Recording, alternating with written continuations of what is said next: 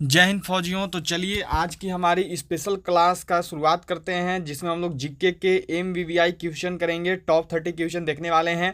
Agniveer army online exam 2024 में जो आपकी होने जा रही है, उसकी बेस्ट प्रिपरेशन आपको इस चैनल पर कराई जाएगी। रोज शाम 7 बजे जो है आपका लाइव क्लास आने जा रहा है। तो जल्दी से सभी लोग चैनल को सब्सक्राइब करके बेल आइकन को ऑल पर सेट कर लें और अपने सिलेक्शन को सभी लोग जरूर फाइनल करेंगे। बात करें कि देखो भर्ती कब तक निकल सकती है, सभी यही सोच रहे हैं। तो जैसा देखो खबर निकल के आ रहा है कि अगले महीने जो है आपकी भर्ती देखने को मिल सकती है। अगले महीने जो है आपकी भर्ती हो सकती है। बात करें कब, तो नवंबर का एंड में, नवंबर जब खत्म होने लगेगा तो उस समय आपका नोटिफिकेशन जो है निकाला जा सकता है। तो अभी टाइम है, अभी से सब लोग अपनी अपनी तैयारी पर ध्यान दें, क्योंकि आपको नोटिफिकेशन आने के बाद समय बिल्कुल नहीं मिलेगा। 1 से 2 महीने के अंदर जो है आपकी एग्जाम करा ली जाएगी। तो सभी पढ़ाई पे लग जाएं, सभी अपने अपने तैयारी को और अच्छा कर ले, जिससे कि आपका पहले एग्जाम है तो एग्जाम में अच्छा नंबर आ जाए और आपका मेरिट में दिक्कत ना हो। तो क्लास को शुरू करेंगे। आज हम लोग जीके के टॉप 30 क्वेश्चंस को देखने वाले हैं। जीके के इंपॉर्टेंट टॉप 30 क्वेश्चन हम लोग बनाएंगे। और याद रखिएगा सभी को इस क्लास का पीडीएफ जो है वो ग्रुप में मिल जाएगा, टेलीग्राम ग्रुप में। सभी टेलीग्राम ग्रुप से जुड़ जाइएगा। टेलीग्राम ग्रुप से जुड़ने का जो लिंक है वो नीचे डिस्क्रिप्शन बॉक्स में आप सबको दे रखा है। तो चलिए शुरू करेंगे क्वेश्चन नंबर 1 से।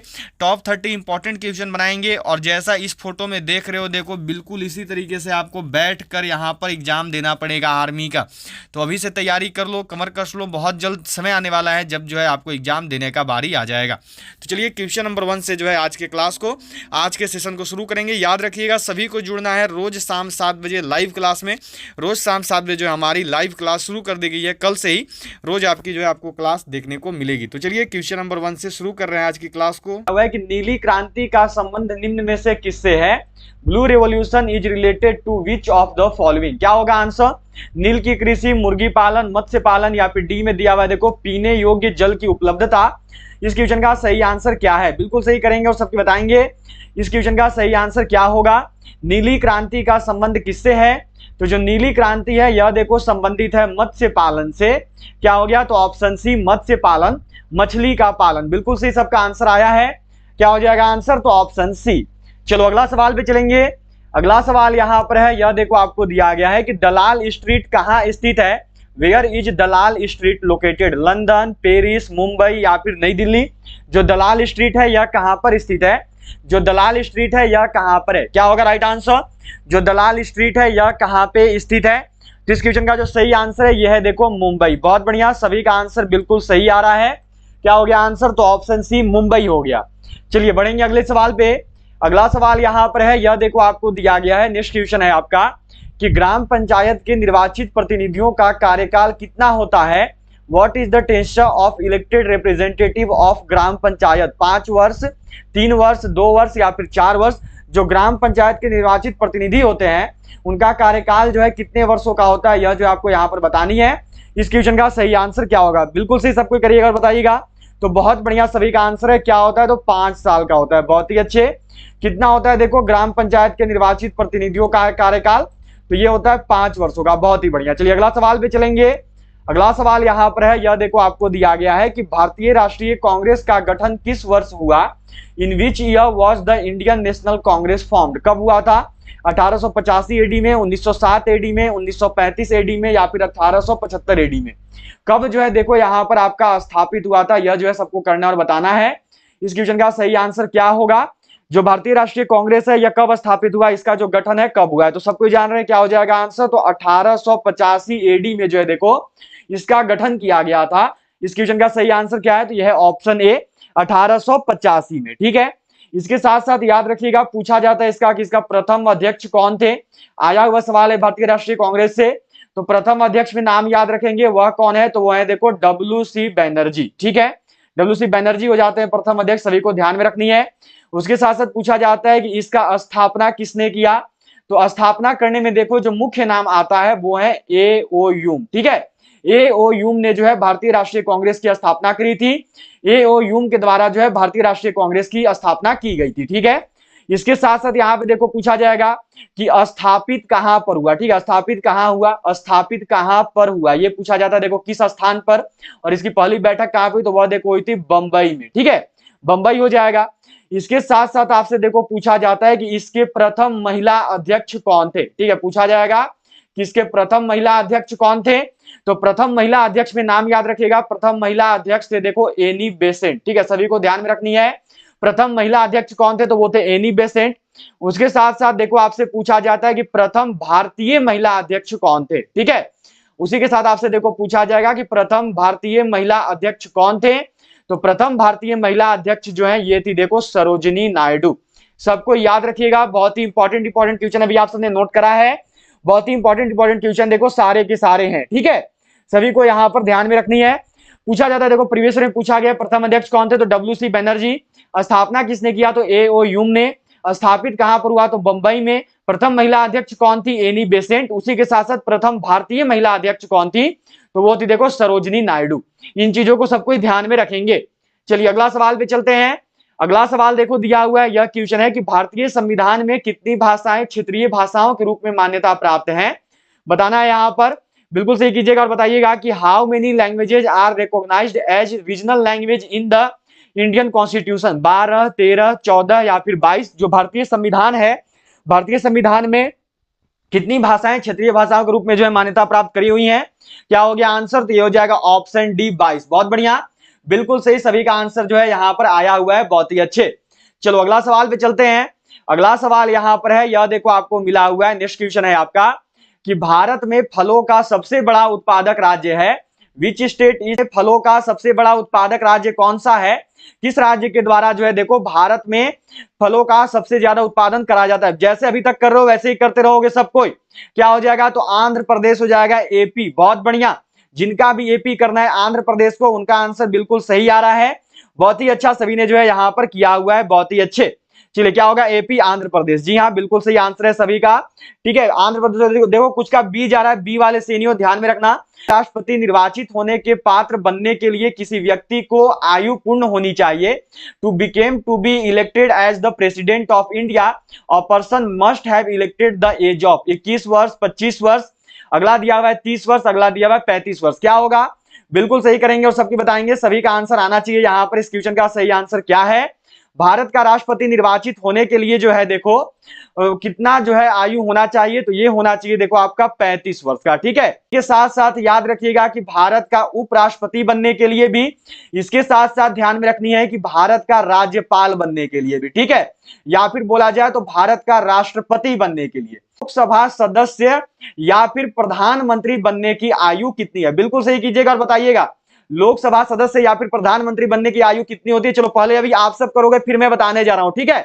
पहले जो है अभी आप सब करेंगे, उसके बाद जो है मैं बताऊंगा। इसमें क्या होगा देखो, तो यहां पर ध्यान में रखनी है कि लोकसभा और प्रधानमंत्री के लिए कितना चाहिए? तो चाहिए 25 वर्ष। जी हाँ, बिल्कुल सही, 25 वर्ष ध्यान में रखेंगे।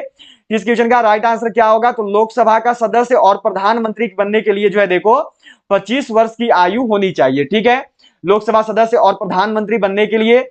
इसके साथ साथ याद रखेंगे कि राज्यसभा का सदस्य बनने के लिए कितना आयु होना चाहिए? पूछा जाएगा राज्यसभा सदस्य के लिए कितना आयु चाहिए? तो राज्यसभा सदस्य के लिए जो है याद रखेंगे 30 वर्ष की आयु चाहिए, ठीक है। राज्यसभा सदस्य बनने के लिए कितनी आयु चाहिए? तो 30 वर्ष की आयु चाहिए, सबको इनको ध्यान में रखनी है, बिल्कुल से 30 वर्ष वाले सही होंगे, ठीक है। चलिए अगला सवाल पे चलेंगे। राज्यसभा सदस्य बनने के लिए 30 वर्ष सभी लोग को ध्यान में रखनी है। लोकसभा सदस्य बनने के लिए 25 वर्ष। न्यूनतम आयु कितना चाहिए उपराष्ट्रपति, राज्यपाल और राष्ट्रपति के लिए? तो यह देखो चाहिए आपका 35 वर्ष, ठीक है, सभी को यहां पर ध्यान में रखनी है, बहुत अच्छा। चलो अगला सवाल पे चलेंगे। अगला सवाल दिया हुआ है देखो, यह क्वेश्चन है यहाँ पे आपका कि खिलाड़ियों हेतु भारत में सर्वोच्च खेल पुरस्कार है। Which is the highest sports award in India for sports persons? Dronacharya पुरस्कार, अर्जुन पुरस्कार, राजीव गांधी खेल रत्न पुरस्कार या फिर पद्मश्री पुरस्कार? क्या होगा राइट आंसर? बिल्कुल सही करेंगे और सबके बताएंगे कि खिलाड़ियों हेतु भारत में सर्वोच्च खेल पुरस्कार कौन सा है? खिलाड़ियों हेतु भारत में सर्वोच्च खेल पुरस्कार कौन सी होती है? देखो अभी आपने जितना भी न्यूनतम आयु वाला क्वेश्चन देखा है, यह सारा का सारा प्रीवियस ईयर में पूछा गया था, तो सबको इसको ध्यान में रखनी है, ठीक है। चलो अगला सवाल यहां पर आपका देखो दिया हुआ है कि खिलाड़ियों हेतु भारत में सर्वोच्च खेल पुरस्कार कौन सी है? तो वो है देखो आपका राजीव गांधी खेल रत्न पुरस्कार, सभी लोग ध्यान में रखेंगे। जो राजीव गांधी खेल रत्न पुरस्कार है, यह देखो खिलाड़ियों हेतु भारत में सर्वोच्च खेल पुरस्कार है, ठीक है। चलिए अगला सवाल पे बढ़ते हैं। अगला सवाल यहाँ पे देखो दिया हुआ है, यह क्वेश्चन है आपका यहाँ पर कि भारत की राजभाषा है, what is the official language of India? Hindi, अंग्रेजी, हिंदी व अंग्रेजी या फिर डी में है इनमें से कोई नहीं। भारत की राजभाषा कौन सी होती है? भारत की जो है राजभाषा क्या है? बिल्कुल सही कीजिएगा और सबकी बताइएगा भारत की राजभाषा क्या है। तो भारत की जो राजभाषा है यह देखो हिंदी होती है। भारत की जो राजभाषा है इसको हम लोग हिंदी के रूप में जानते हैं। ठीक है, चलिए अगला सवाल पे चलेंगे। अगला सवाल यहां पर है, यह देखो दिया गया है कि राज्यसभा के लिए नामित प्रथम फिल्म अभिनेत्री कौन थी?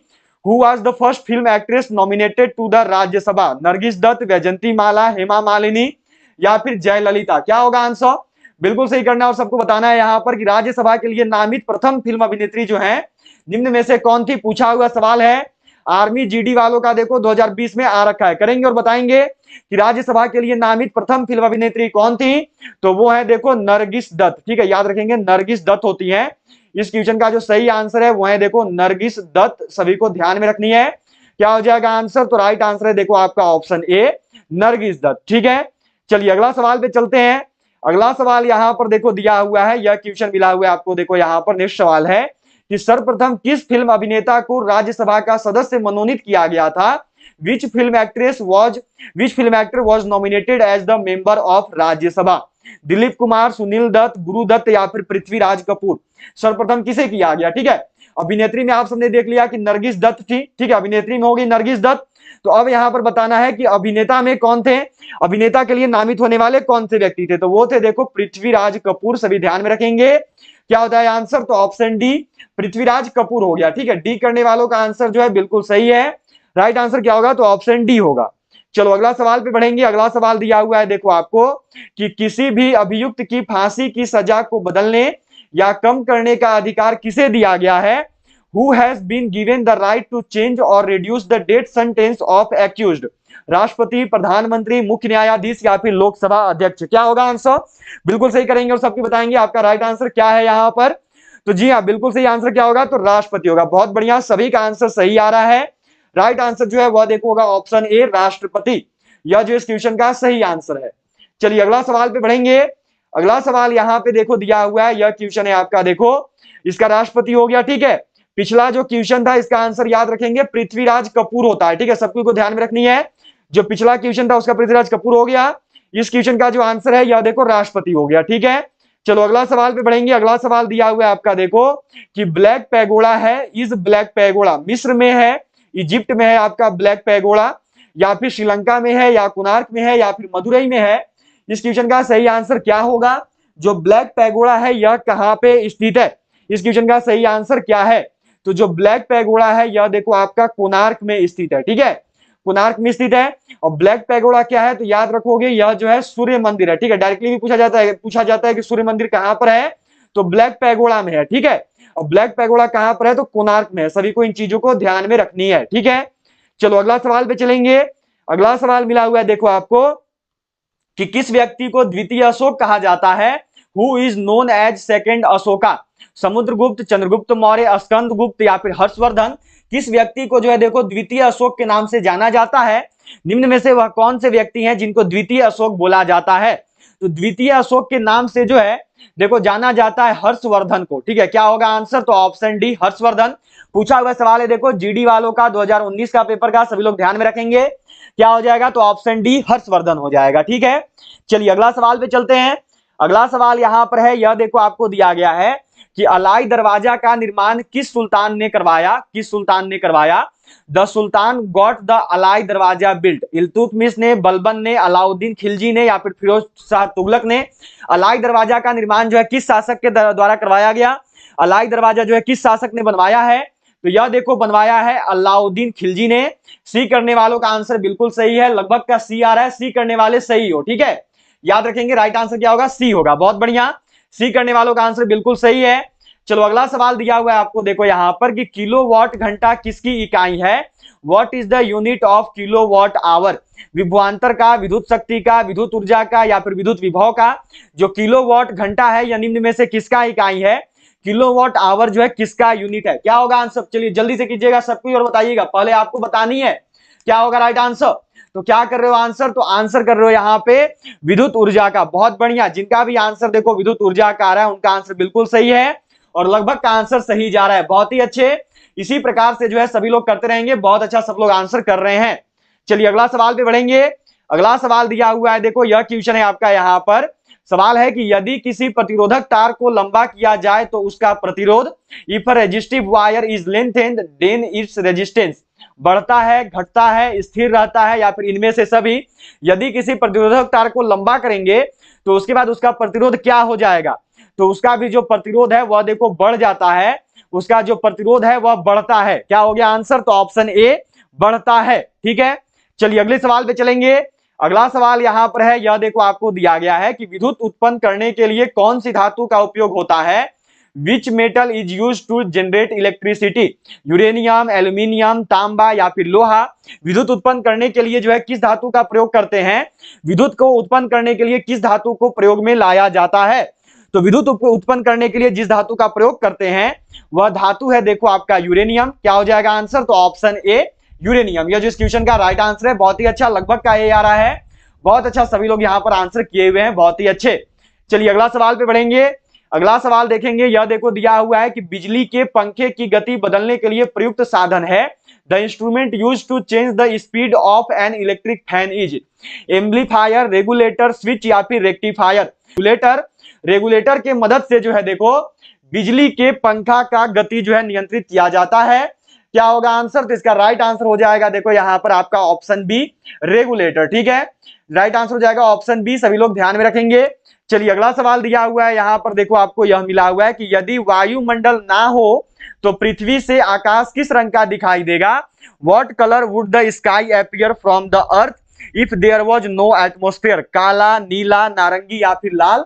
इस क्वेश्चन का सही आंसर क्या होगा, बिल्कुल सही करेंगे और बताएंगे इस क्वेश्चन का सही आंसर क्या होगा, क्या है इसका राइट आंसर। तो देखो यदि वायुमंडल ना हो तो पृथ्वी से आकाश का जो रंग है यह काला दिखाई पड़ता है। क्या हो गया आंसर, तो ऑप्शन ए काला हो गया। ठीक है, चलो अगला सवाल पे बढ़ेंगे। अगला सवाल यहां पर है, यह देखो आपको दिया हुआ है कि चुंबकीय कंपास की सुई किस ओर इंगित करती है।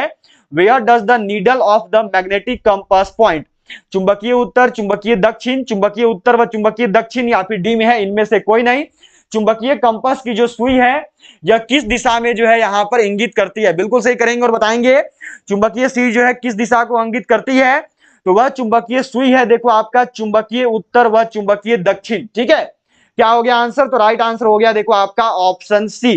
ठीक है, चलिए अगला सवाल पे बढ़ेंगे। अगला सवाल दिया हुआ है देखो, यह क्वेश्चन है यहां पर, नाभिकीय रिएक्टर के निर्माण में निम्न में से कौन सा एक अनिवार्य है। Which one of the following is essential in the construction of nuclear reactor. Cobalt, nickel, zirconium या फिर टंगस्टन। इस क्वेश्चन का सही आंसर क्या होगा, तो वह है देखो आपका यहां पर जर्कोनियम। जर्कोनियम का जो है प्रयोग करते हैं। क्या हो गया आंसर, तो ऑप्शन सी। चलो अगला सवाल पे बढ़ेंगे।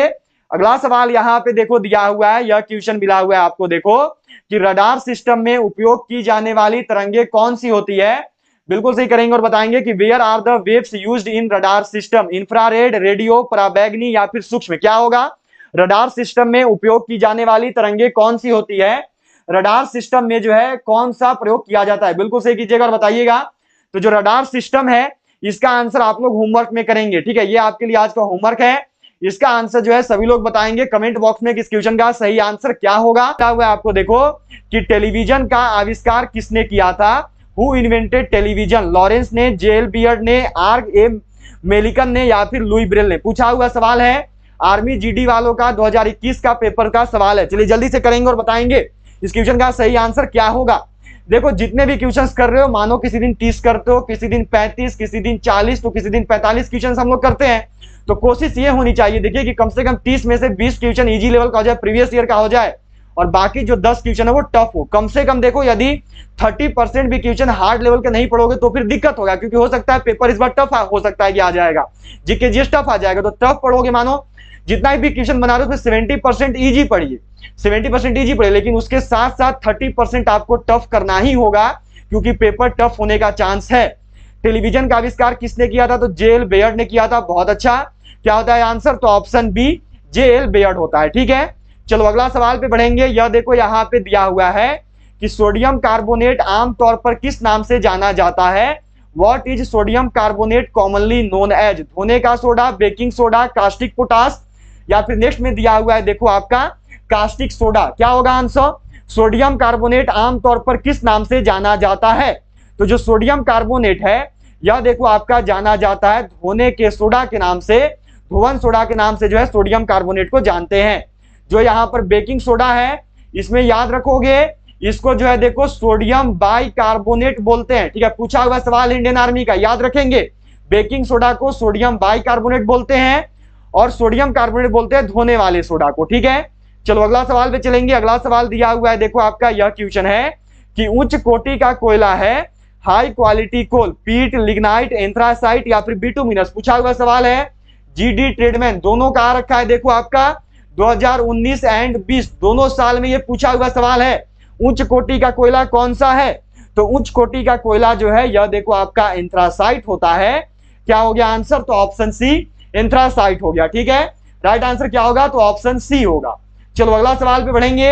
अगला सवाल यहां पर देखो दिया हुआ है, यह क्वेश्चन है आपका कि विद्युत बल्ब में प्रयुक्त की जाने वाली गैस है, the gas used in the electric bulb is nitrogen, hydrogen, oxygen या फिर इनमें से कोई नहीं। विद्युत बल्ब में प्रयुक्त की जाने वाली गैस कौन सी है? विद्युत बल्ब में जो है कौन से गैस का प्रयोग किया जाता है? क्या होगा आंसर? बिल्कुल सही करेंगे और बताएंगे। तो विद्युत बल्ब में जिस गैस का प्रयोग किया जाता है वह गैस है देखो आपका नाइट्रोजन। ठीक है, इसके अलावा एक और गैस है, वो गैस भी आपको देखो ऑप्शन में आ सकता है, नोट कर लेंगे, वो है इनर्ट गैस। ठीक है, अक्रिय गैस का भी जो है प्रयोग करते हैं देखो विद्युत बल्ब में, सबको याद रखिएगा इनर्ट गैसेज का, और साथ में नाइट्रोजन ऑटोमेटिक उसमें होता ही है। ठीक है, नाइट्रोजन का भी प्रयोग होता है, सभी को ध्यान में रखनी है। चलो अगला सवाल पे बढ़ेंगे। अगला सवाल यहां पर है, यह देखो आपको दिया हुआ है कि वाहनों से निकलने वाली प्रदूषित गैस मुख्यतः है, the populated gas emitted from vehicles is mainly carbon dioxide, carbon monoxide, marsh gas या फिर नाइट्रोजन ऑक्साइड। क्या होगा? वाहनों से निकलने वाली कौन सी गैस है जो कि मुख्यतः एक प्रदूषित गैस के रूप में जानी जाती है? वाहनों से निकलने वाली कौन सी गैस है जो कि मुख्यतः एक प्रदूषित गैस है? तो वह गैस है देखो आपका कार्बन मोनोऑक्साइड। जो कार्बन मोनोऑक्साइड है यह वाहनों से निकलने वाली प्रदूषित मुख्य गैस है। ठीक है, क्या हो गया आंसर? तो ऑप्शन बी, सभी को ध्यान में रखना है। चलो अगला सवाल दिया हुआ है कि आलू में ब्लैक हार्ट का कारण कौन है? Who is the cause of black heart in potato? क्या होगा आंसर? तांबे की कमी, पोटेशियम की कमी, ऑक्सीजन की कमी या फिर बोरॉन की कमी। आलू में जो ब्लैक हार्ट नामक रोग है यह किसकी वजह से होता है? अगर आपने अभी तक भी क्लास को लाइक नहीं किया तो सबको जरूर लाइक कर लेना, सभी लोग शेयर जरूर कर देंगे, और जिन्होंने भी चैनल को सब्सक्राइब नहीं किया है वो सभी सब्सक्राइब करके बेल आइकन को ऑल पर जरूर सेट कर लेना। आंसर तो यह देखो होता है ऑक्सीजन की कमी की वजह से। क्या हो गया आंसर? तो ऑप्शन सी ऑक्सीजन ही है। क्या होगा यहाँ पर? The phloem in a plant is mainly responsible for. क्या होगा आंसर यहाँ पे?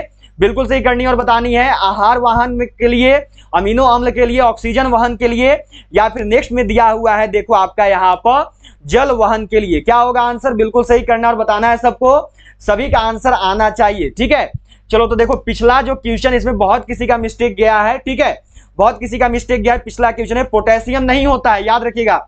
बहुत किसी ने पिछला बार पोटेशियम को किया है पर पोटेशियम नहीं होता है, सभी को ध्यान में रखनी है। ठीक है, ऑक्सीजन की कमी की वजह से होती है, मिस्टेक मत करिएगा, याद रखिएगा।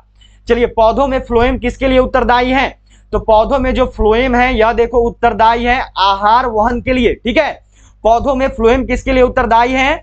तो आहार वहन के लिए उत्तरदायी है। ठीक है, सबको ध्यान में रखनी है, सभी लोग ध्यान में रखेंगे। अच्छा देखो, इसमें कंफ्यूजन होता है। फ्लोएम याद रखिएगा, यदि पूछेगा कि फ्लोएम किसके लिए उत्तरदायी है तो फ्लोएम उत्तरदायी है देखो आहार वहन के लिए, और यदि आपसे जाइलम पूछेगा कि जाइलम किसके लिए उत्तरदायी है तो याद रखोगे जो जाइलम है यह उत्तरदायी है जल के वहन के लिए। ठीक है, मिस्टेक नहीं करना है किसी को भी, सबको ध्यान में रखिएगा। पूछेगा फ्लोएम किसके लिए उत्तरदायी है तो फ्लोएम हो गया आहार वहन के लिए, और पूछा जाएगा कि जाइलम किसके लिए उत्तरदायी है तो जल वहन के लिए। अभी जाइलम वाला पूछा गया है, नर्सिंग असिस्टेंट और जीडी दोनों का पेपर में जाइलम आ चुका है। ठीक है, हो सकता है इस बार फ्लोएम आ जाएगा, तो ध्यान में रखोगे इन दोनों चीजों को। ठीक है, चलो इसी के साथ जो है देखो आपका आज का जो क्लास है यह देखो कंप्लीट हो गया है। टोटल आपका जो 30 क्वेश्चन है ये करवा दिया गया है। सबको जरूर बताइएगा 30 में से कितने सवालों को सही किया आप सभी ने। जाते जाते सभी क्लास को लाइक जरूर कर लेना, शेयर जरूर कर लेना, और जिन्होंने भी सब्सक्राइब नहीं किया है वो सभी सब्सक्राइब करके बेल आइकन को ऑल पर जरूर सेट कर लेंगे।